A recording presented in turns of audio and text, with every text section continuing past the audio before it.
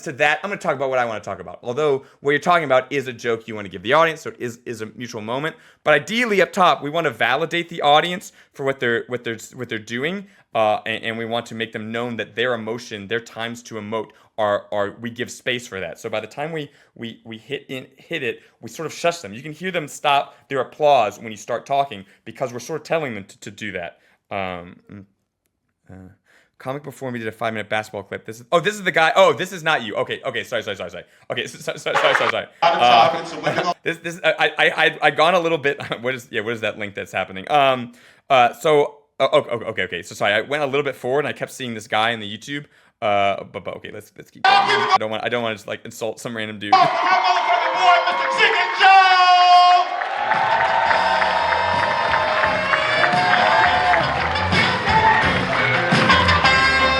Okay, look, audiences, look, I hate it. I hate it that 95% of the time, I know opening moments are going to be trash. Look, the audience is loving you. Where are we looking? We're looking at the mic. You do not need to give the mic your full attention. It is one of the only technical skills of a stand-up. You should be able to talk and look forward and to do whatever the mic. Doesn't matter if it falls off. Doesn't matter if there's something weird with it. I can keep my focus forward and play with the mic. I can do all sorts of stuff with this mic while I focus forward if I have that skill. It's one of the only stand-up technical skills. It takes you one day to really like build this into your bones that I can look forward. I can pay attention to y'all while I do things with the mic. When the audience is going, "We love you," and we're going like this, it feels like, "Hey, we love you." Yeah, well, just a second.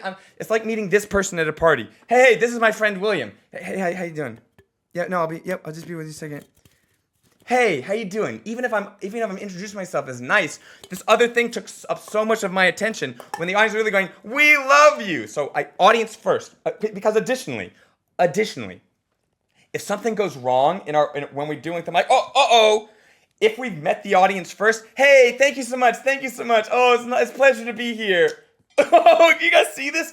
I have a dynamic to leverage. If I don't say hi to the audience before I touch the mic, welcome to stage, William.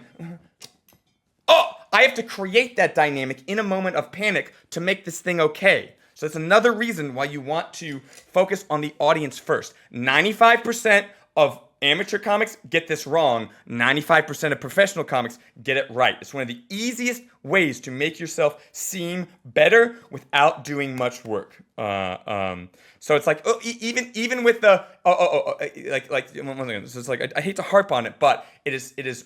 I watch over 100 stand-up sets every week. 95% of people don't do this right. And the people that do it right, immediately I'm like, oh shit, yeah, I can tell that this person is touring, this person has an agent, this person is getting paid. Because it's just like, if you want you to seem better so fast, this is a skill. This is an easy skill. Okay. Okay, sorry, back. We love you. No? What's happening, Houston? How we doing? Even that, what's happening? How are you? You're not... How are you? Hey, are you good over there? Are you good? How are you feeling right now? Do I seem like I'm genuine when I'm focused on this when I'm asking you a question? And I know I'm harping on it, but all these things that happen in real life, the audience isn't parsing it 100% this way, but a little bit of this feeling is dragged into this moment instead of like a, "Hey, how we doing?" We're like a, "Hey, how we doing?" So it doesn't seem as genuine. We can't see them as they say how they're doing, so we also can't react with any specifics. You have your entire set to move that mic. We can do a few jokes like this and then slowly move the mic. Like, we don't have to move it up top, and up top is the only time you have your first impression. I would rather 100% of comedians make their first impression, do a full bit with the mic stand in front of them, and then move the mic stand, unless people would have this problem then. But everyone is so anxious about moving that mic that they butcher their first impression. Look, as far as you can, if you have trouble walking, talking, and chewing gum at the same time, then you wait to move the mic. But if you can master this skill, then you can move the mic and you can do your same joke, and I can keep my focus ahead. But if you can't do this skill, if you can't move and do something while you're also activating a joke, then yes, you don't even need the first joke. You just need that connection first. Make that connection. Make that, "Thank you so much." Whatever your personality version of a, "Hey, this is me and I'm responding to you" is, "Oh, hey, yeah. Whatever that is, do that. Connect that first. Then move the mic. if you have to shut down to move the mic. But ideally, you don't have to shut down to move the mic.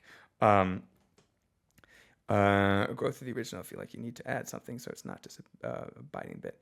If you're looking down, talk about your shoes. Oh, look, yeah. As far as like if you're looking down, talk about your shoes. As far as that goes, you can also like, hey guys, so I'm gonna move this mic. Boop boop boop boop boop. You can make a bit about it, and then they'll let you get. Then it won't feel like you're ignoring us. You'll feel like you are evolving this moment of moving the mic. That's another great way to use this. It feels like it feels like it's small because it doesn't lead or feed to a change or growth to the original. I feel like you need to add something so it's not just biting the bit. Biting the bit? I don't fully understand biting the bit, Aaron. What you're referencing as far as like moving the mic? I don't understand. But our first impression is the most important. Secure your first impression. Secure that, hey, I can make everything okay. Then either move the mic or do the mic simultaneously if you have the technical skills to do that. But anyways, honestly, I do got to start teaching a microphone mechanics workshop. Anyways. Good. Give it up for Larry one more time. Okay, so sorry. One other thing. Sorry. What's happening, Houston? How we doing? Okay. This is fine. But another thing. Too many, and once again, I don't want to come hard on you.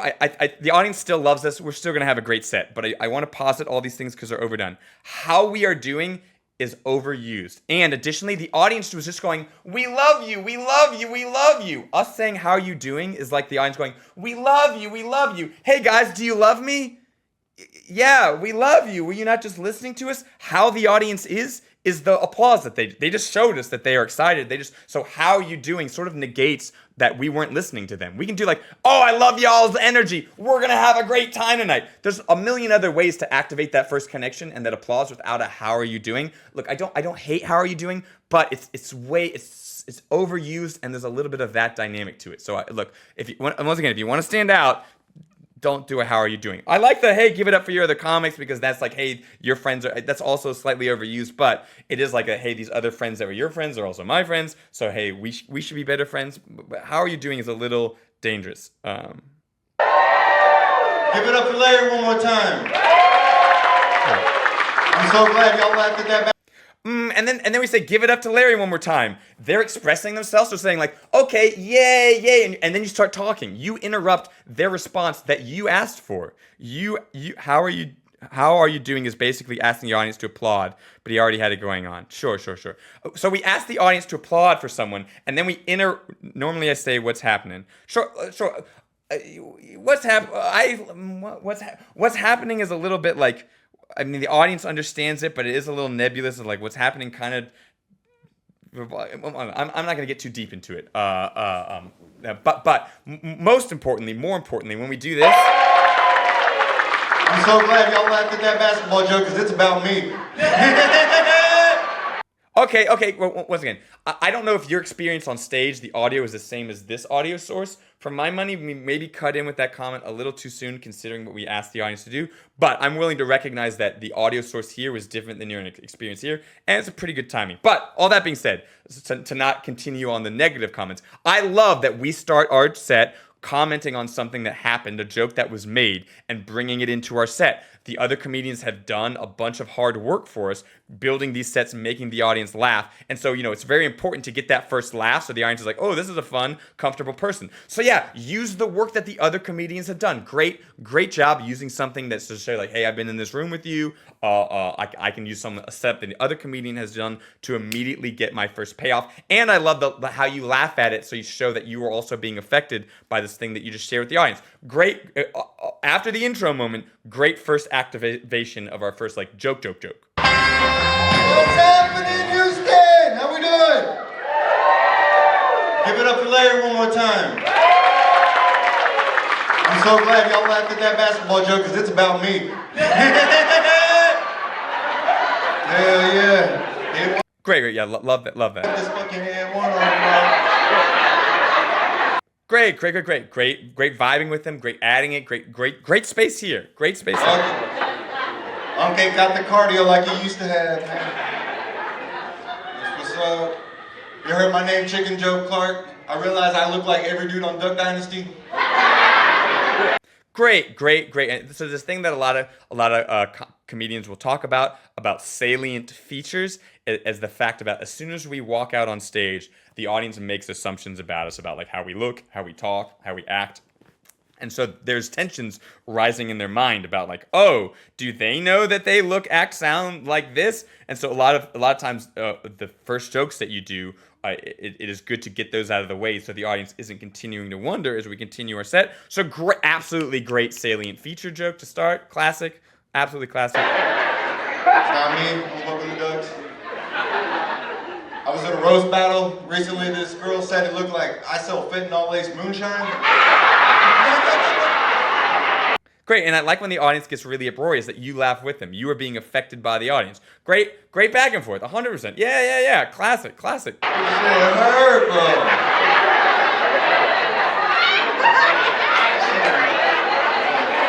Hits you in your soul. Oh. Great. When we can, oh man, yeah, wonderful. We can tell that the audience wants more, wants to talk about this more, so we give them more tags. We give them a reaction to that thing. Absolutely love that. When the audience like this, when the audience really loves a joke, they're basically we've given them a meal, and they're like, yeah, I love this meal. So yeah, don't take it away. Give them more of that course before we move on to the next course. Great, yeah, you are really in the pocket here. Love it. Damn.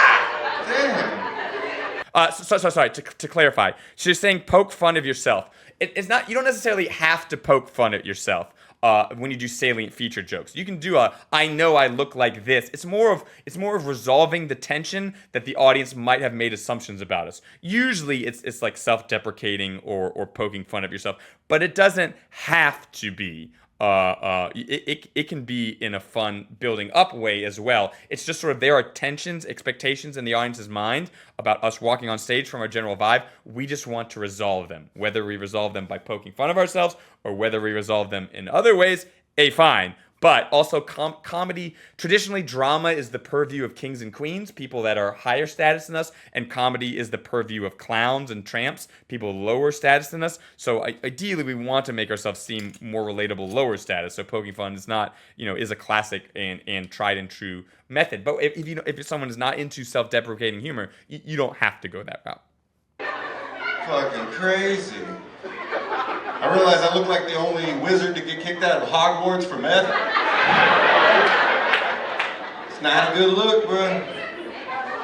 It's crazy.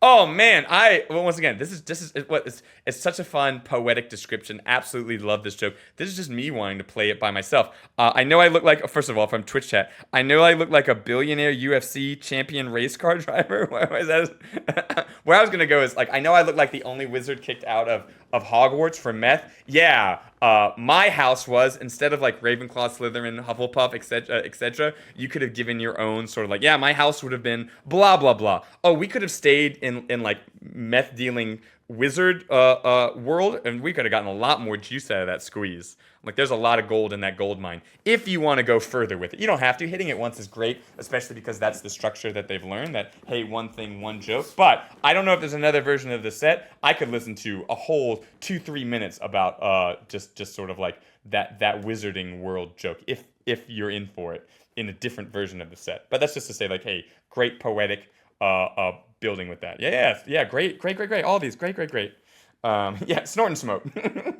Glad we're having a good time. Make some noise for yourselves one time. Come on, give it up. Great. Man, most of the time shows don't look like this in Houston. Let me tell you, I did a show on Christmas Eve for 4. Would you be willing to look at a new set of mine, understand if it's too... Joe sent... Yeah, DM it. Happy to. I'll put it in the queue. But yeah, happy to watch it. Let me tell you, I did a show on Christmas Eve for 4 people in the front. Oh, I love it. Yeah, my house would have been Trap House. 100%. Yeah. 100%. House of 9 Mile. Yeah.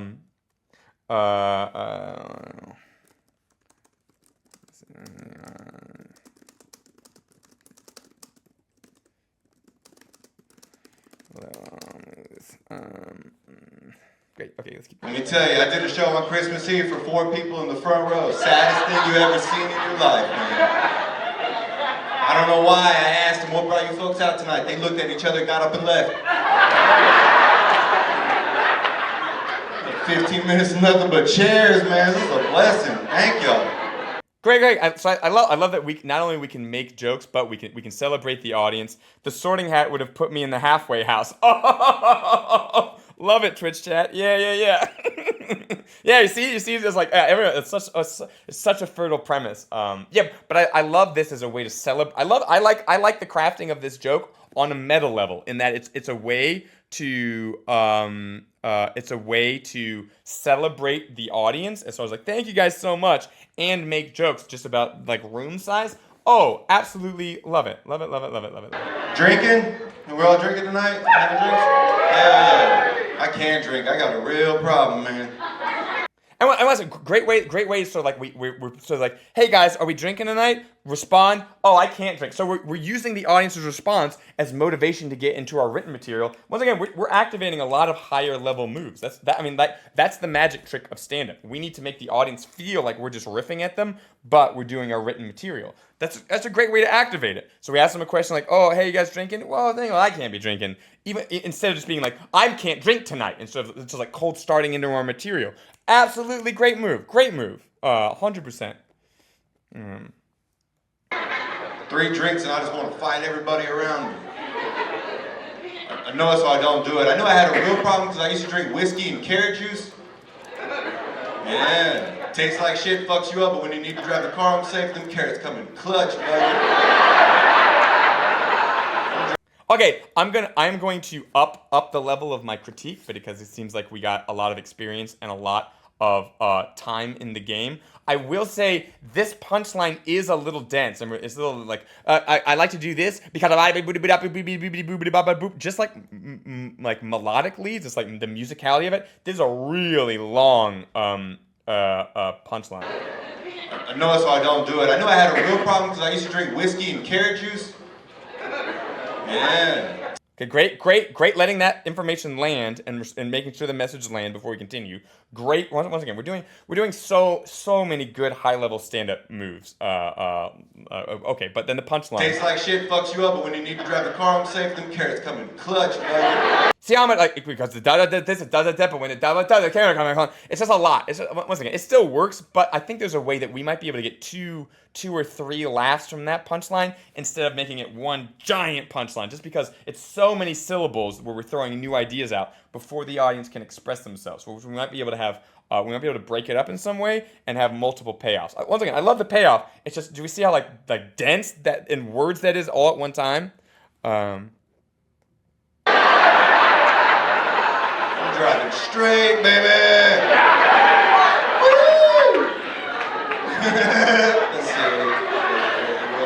Great. And once again, great follow through. Great giving additional tags. Great vibing with the audience. Yeah. Okay, then one thing I will say is we were vibing with the audience, but now I don't. You'll have to tell me because I don't know. But I can't tell if we're looking at the front row right now or if we're looking at the floor and we're hiding from the audience. If we're hiding from the audience, then I wish that we could vibe with them more than vibing. And I know we're sort of like downplaying it, which is, it's not terrible. But I sometimes people's own emotional. Sometimes my private one-on-ones become more like therapy than stand-up work. But a lot of times people have trouble accepting the love of an audience because of just things in life, and so they kind of shy away from it. They can't connect with the audience in that connecting moment like eye to eye. So I can't tell if we're doing that or if we are actively connecting with the front row. You'll have to tell me because you have more information than I do. But I just want to flag that if we are looking down, then watch out. Also, my girl's a freak, and at the end of the night, she wants a golden shower. I could be literal and give her 24 carats right there. That's gross, I'm sorry. My bad. Okay, you're looking at the front row. Okay, great. Then I love it. Yeah. Then if we are looking at the front row, the only thing to note is that do you see from this camera how we might look like we're hiding? And so for the front row, once again, crowd psychology and crowd dynamics get very complicated. So for the front row, if we're looking at them, that's a great connection. But you see how the back rows experience? If people are sitting where this camera is, they might think you're acting shy. So we might need to pick a middle, more place in the audience so that the audience experience of the audience experience of this row doesn't feel like we're shy versus this row knows that we're actually directly connecting with them. Just something to think about as far as like once again, I'm only saying this because I'm ramping up my critiques because of how many really next level stand-up things that we're doing. Maybe try to open our eyes up a little bit. But although I understand that if it's blinding lights, you can only look so high before you're like, oh fuck, oh, as a thing. That's a good ass laugh, whoever that is. Recently got fired from my job for taking edibles on the clock. It's fucked up when you're an 18-wheeler driver. Great, yeah, kind of a dark joke, but because we have this cool, laughy, friendly vibe, like it's a joke that could be dangerous if delivered a different way. But yeah, we thanks Chitwan. Yeah.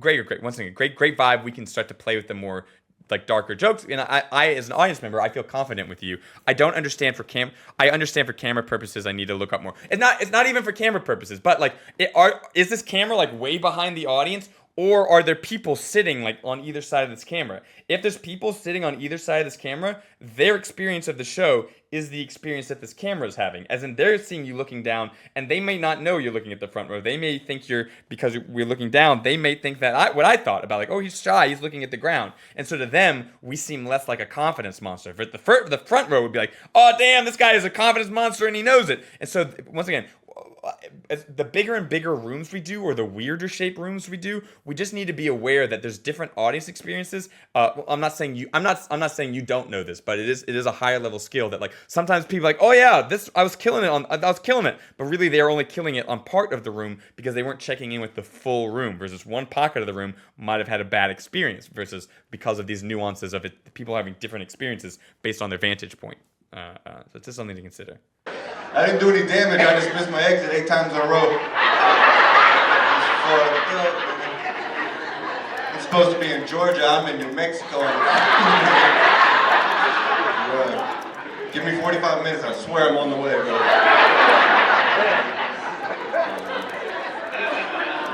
Wait, an edible crowd? Does anybody take edibles here? Yeah, a couple people? Yeah. We all know the golden rule when it comes to edibles, like eat half first and then see how you feel and eat the other half, right? No, couple no's. That's me, man, I can't do it. Once again, great entries into these jokes as far as like conversational up top. Seem like we have an excuse to talk about these things. Once we sort of play with the audience, then we go into the bit, so the audience feels like what they said, what they added to the conversation, partly inspired this bit that we were going to do anyways. That, once again, for everyone, that is the stand-up magic trick. That is the trick. Yeah, good point. Yeah.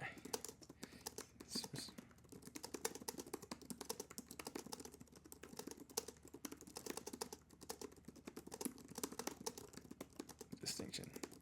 Oh yeah, sorry, from YouTube chat. Yeah. As far as like laughing at your own jokes, as far as like, I like when comedians laugh because it shows that they're being affected. But yeah, ideally it's like us laughing that the audience is enjoying our joke and that we're vibing. Versus if we just and that's what you're doing. But then other comedians laugh at their own joke as a sort of way to try to be like, please laugh at this, and that's when laughing at your own joke is bad. So at the Aaron, I think you can contextualize it in a really good way. If we're laughing because we're vibing and we're laughing because we're being affected by the fact that I just said something crazy, right? Then that is a good laughing at ourselves. But if we're laughing like, here's my joke, it's us trying to resolve the tension of the audience might not think it's funny. And so that is a bad laughing at our own jokes. I like that. 100%. As soon as that edible touches my hand, I eat it like there's cops at the door. I ain't seen no brownie. What? That's what's up. We kind of swallowed our own act out in the end of it. Like, okay, great, this. Great, and look, instead of selling this final line, it sort of goes into the floor in the front row instead of the back. I ain't seen no brownie. What? Right? I don't know if we're looking at the stool, if we're getting our next joke, but we didn't really do the follow through of that joke. I like that act out. I like that thing, and I like that we had additional punchlines. But you see how we sort of like in the final moment, it sort of like disappeared in and of itself instead of us selling the whole thing a little bit more. I understand that part of it is the subtleness of like, hey, I'm not talking to the cops, so I'm trying to be low key. But for the back row, they sort of like lost that joke. It's because it sort of disappeared into the ground. which no harm, no foul. Once again, for everyone at home, I'm ramping up my critiquiness because of all the good things that we've been doing thus far. That's what's up. Oh man, I really do have a problem with edibles too. I took 1,000 milligram edible the other day. Fucking high, man. I was high for 8 hours solid. I knew it was too much because I sat through a 15-minute YouTube commercial. Engaged like a motherfucker, man. All for a documentary on salmon. Crazy, bro. Great. And what I like about these jokes, because we pointed out that one joke that was maybe a little dense in the punchline, I like how concise. Like I watched a 15-minute YouTube documentary, learned about salmon. Like it's great short ideas that we can throw in and reignite the joke. Once again, great writing as far as like we have the setup. The YouTube joke is a payoff, but then it's a payoff that sets up the next payoff, so it serves dual purposes, both as the payoff for this and the setup for next payoff. That's how look. That's how you get dense comedy writing, where you really get that laugh every 6 seconds, where you really get where the audience. For everyone's context, one thing I do when I'm sent sets sometimes to tell if a comedian is good is I'll just YouTube jokes are relatable because everyone's on YouTube. Not my grandma, because she's dead. No. But yeah. Everyone has their own like private sort of like YouTube thing, and YouTube is big enough that everyone has their own really private relationship with YouTube. And because it's been around a while, it's like TikTok. Maybe not as many people in the older generations will sort of like fudge with it. That we had me swimming upstream. Oh yeah, and there's additional tags we could have done. But what was I saying? Oh yeah, one thing I do to check if a comedian is funny or not when I'm sent random tapes sometimes is I'll just click at random moments. So right now we're at 4:48, but I'll just click at random moments. I didn't do any damage. I just missed my. Okay, comedian talking. Click at random moment. Clutch, buddy. Audience laughing. Okay. Best thing you ever seen. Audience laughing. What's on the kids? I'm diabetic. Okay, comedian talking. Audience laughing. If the comedian is fatty, as in like the majority of their time is them talking, when I click around like that, it'll all be them talking. Versus if the comedian's having a good show and the audience wants to reward them and have that space to promote, there'll be a good balance between the comedian talking and the audience laughing when I just click to random moments. So that's one of an easy way to sort of like feel like, oh, was this a great set? Is if you do the random clicking and you have a good ratio of talking to audience laugh, then it's like, oh, that's about a 50% time the comedian's talking and 50% time that the audience was responding. So it's a conversation. Not only did they achieve a bunch of laughs, but they achieved a bunch of full laughs that lasted a long while. And so it's like it really tells the amazing sets. When I had more time, I used to take analytics and I would put percentage, once again, the number of laughs a set would get, and I'd put the percentage of time the audience was laughing. And a good set is when the audience is reacting or laughing or giggling more than 30% of the time. So if the comedian is talking and the audience is reacting less than 30% of the time, it doesn't feel like a good set. But when you get above 30, then it starts like, oh, this is a great set. If you can get above 40, like this person is absolutely killing it. And if you can get above 50, then it's like, then you're undeniably destroying the night. I want to bring that back. It just takes too much time to overlay the analytics of the audience laugh time and ticking that timer up as the audience laughs. Anyways, back to the set. Crazy, bro. I don't know if y'all know this, but salmon are born in the river.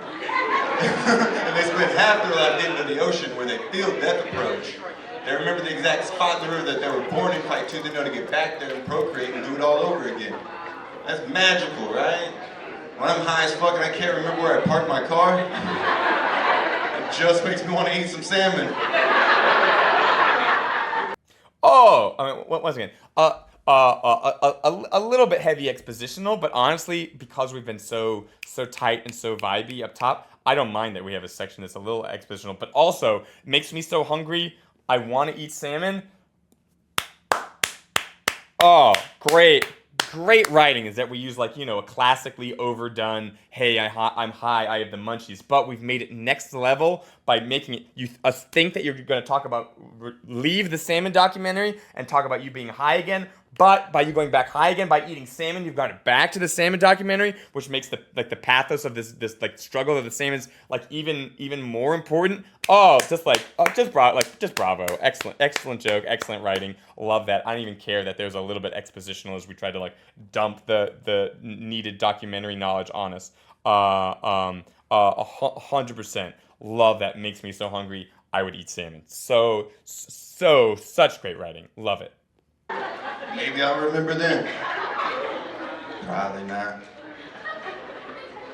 Okay, I don't like this probably not. This probably not, like for some reason, probably not. It seems sour and like we're vibing, we're having fun. And for some reason, all of a sudden you're like, probably not. All of a sudden you seem sad. It seems like you're saying it to yourself in your own little world. And all of a sudden, like, I feel like you've lost your vibe. So I don't know whether, like, we're trying to think of our next bit. We're trying to come down from that joke. I don't know why, but that probably not gives, like, a weird... I'm like, I'm vibing with my friend. Probably not. Like, oh, is my friend okay? It's like, it is a weird thing that, like, once again, because I'm being super nitpicky because we've done so many great things, that probably not. Ooh, watch it. Because we just gave up free energy from the room for nothing. That's an unforced error that we just did. Hell yeah, why not? You know, fuck it. YOLO. I don't know. And same thing with like that. I don't know. Maybe I'm wrong. Maybe we're about to intentionally talk about something serious, so we're trying to calm the audience down purposely and trying to get them in a calm place. If that is the case, and because I say that because we've done 2 of those moves in a row, like probably not. I don't know. So it seems like we're trying to set the audience. If we are, then I'm about to rescind everything I just said. If we aren't, then we've just done 2 moves that have bled free energy from the room without necessarily benefit. So I just want to point that out. Like Larry said, today is my birthday. I turned 35 today. That warrants no applause, but thank you. I appreciate it. Once again, I mean, like, I understand we're trying to downplay our birthday, but in its essence, I really don't like moves that stifle the audience's expression of emotion. I know we're trying to be like, oh, no, it's fine. But the audience takes that to heart a little bit, and sometimes, even if we're doing it for other reasons, it can cause us to get less applaud, less emotion. So unless we're really doing it intentionally, I would always insist on people steer clear of moves that stifle the audience in any ways, even if we're doing it in like, oh, you guys are too kind of way, because it can bleed into other moments. What's the struggle in this bitch? I'm 35. See how we calmed the audience down twice with our energy giving away? We just stifled them, and now the audience is less laughy and less vibey than they were even 30 seconds ago. So it's like we did that to the audience. You did that to the audience. So unless we want them here, we're the ones that they could be just as giggly as they just were. We've taken the energy down in the room. So let's see if we did that intentionally. You're a white guy that lives out of a van doing the whole van life thing? Yeah, no, it's a creepy van. I know it is because my friends and loved ones, people that I care about, call it the misery machine, the Kelso creeper. That was a weird moment. I felt like myself. I don't think I was doing it intentionally. That was a weird moment. I felt like myself. Wait. Oh, you felt like yourself, as in this is fake, and that was you becoming you, and so that was the mask dropping? I don't know what you mean by I felt like myself. Or you're saying you felt the weirdness in it like I just presented. Yeah. Once again, you're doing so many things great that, like, hey, no harm, no foul. Being on stage for 8 minutes and killing it for 8 minutes straight is a very hard thing to do. So like, there's always going to be a little bit of scuffness on it. Sorry, Twitch chat. Gringo Poppy is a notoriously bad stand-up special. That was the joke that Twitch chat is joking about. Not in reference to this. Just someone just said like, ooh, as legendary as the special Gringo Poppy, making a joke about that. But one moment of needing to reset ourselves after absolutely killing it for 6 minutes, I don't care at all. But I just want to point it out just so we can, if that is something we do regularly, that we can burn it out of our instrument. If it is a habitual habit. We all have, I got my habits too, that I'm like, fuck, why'd I do that? But over time, ideally, we burn those out of ourselves. And so we don't do them as much. Are they SS chloroform? It's rough. It's that kind of van I gotta speed through school zones. You know what I'm saying? Fuck it. Joke's on the kids, I'm diabetic, I don't even carry candy in the van. These shits are running for nothing, man. All right. Most of the time when comics bomb anywhere in Houston, you got like a 30, 45 minute drive home with that bad set just weighing on your mind. Not me, I sleep a bad set off in the parking lot. Keep the bad vibes there, you know what I'm saying? Push. I don't know. I like fucking with my Spanish friends when I'm giving them rides in the van. No matter where they need to go, I just drop them off at Home Depot. Go to work, bitch.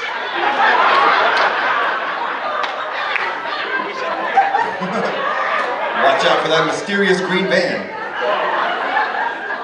Great riding the wave of the audience liking that joke. So we give them more, we wait, we give them more. Great, we can feel it. We can feel that our punchlines aren't as good as the other ones, so we're writing it down. Once again, love it. Once again, we are riding the waves of these laughs very expertly. Great. Once again, great job. 100%. Okay, great. And yeah, and look, nice. You see the light, and you just give a subtle thing while you're also vibing. Yeah. Similar to how we were talking. It's interesting to me that you can so seamlessly do the light check-in with the person, but we had trouble focusing on the mic earlier because it's just as subtle a thing to move the mic as it is to go like that. So it's the same thing. Like you should, if you can do one, if you can do that, I'm surprised you couldn't do the opening moment move and while also vibing and being open with the audience. But great job suddenly acknowledging the light while staying on our. And once again, oh no, here we go again. Once again, this I don't know. Once again, we lower the energy again. Yeah. You see how we're like, yeah, I don't know. We're giving away free energy. We're calming the audience down. You can let them calm themselves down, and then you can hit the next joke with momentum. We're sort of artificially pushing the energy down at the end of each bit to start the next one. But it means you also have to build that back up again. Once again, this audience absolutely loves you. You'd be even getting more out of the audience if we weren't subconsciously stifling them a little bit with these, I don't know. So anyways, these sort of things at the end of each bits. I understand that we might be trying to think of our final bit because we just got the light. But yeah. This thing that you're doing, burn this out of your instrument over time. It's not terrible because we're doing so many other things really, really well. But like, there's no reason for us to do it, and we could be when we're already killing it. We could be absolutely killing it, and it's just not doing something. So yeah. Just not do that. Yeah. A lot of comics will tell you that like dating can be hard for them or whatever. Dating's not hard for me. Every woman that's into me wants to go on an adventure and just loves surprises. Well, surprise, bitch, get in the van. Oh my God, where are you taking me? It's an adventure. Shut up. Oh, it felt a little bit like we left the van and now we're back at the van. It felt like we were coming down from the van jokes. We ended van jokes and now we're back at van jokes because that moment that we had seemed like it was like, okay, we're on a new thing. So I'm a little bit like, it's not terrible. I'm a little bit like, huh? Part of my audience mind is like, huh, back to the van? We could have done that in the van tag. We could have more seamlessly entered that joke because we were still talking about the van. Why that big pause in between? Hey guys. You know, yesterday for breakfast, I had some cereal. You know what I also love eating? You know, sometimes I'll eat milk. I also had that for breakfast yesterday. It's like, what? Why don't you just add that on real fast to the other thing? Why is there such a big pause?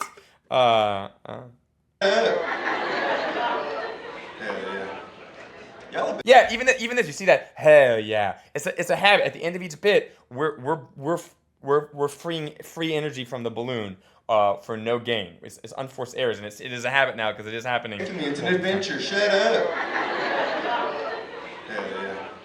Y'all have been a fantastic audience, man. Thank you so much. This is dope. Love y'all.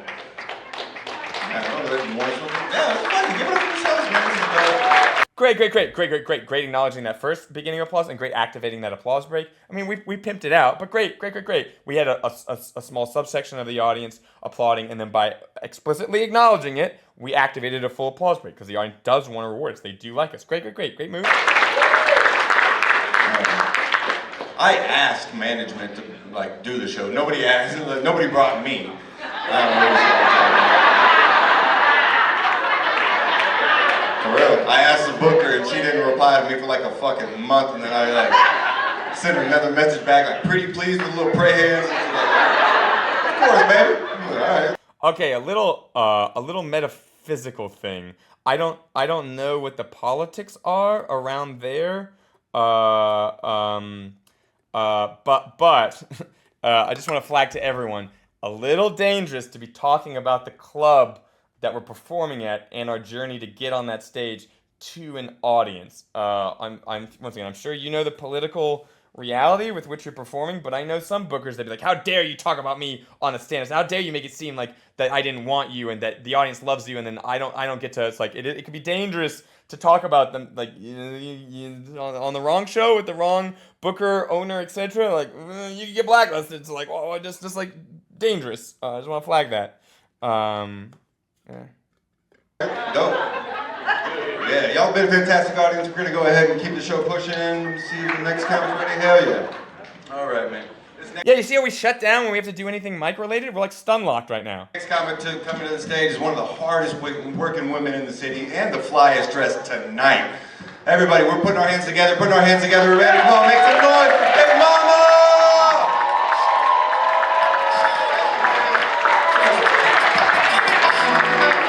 Okay, we're just default. I mean, I know it's her moment because we just introduced her, but we're just like defaulting.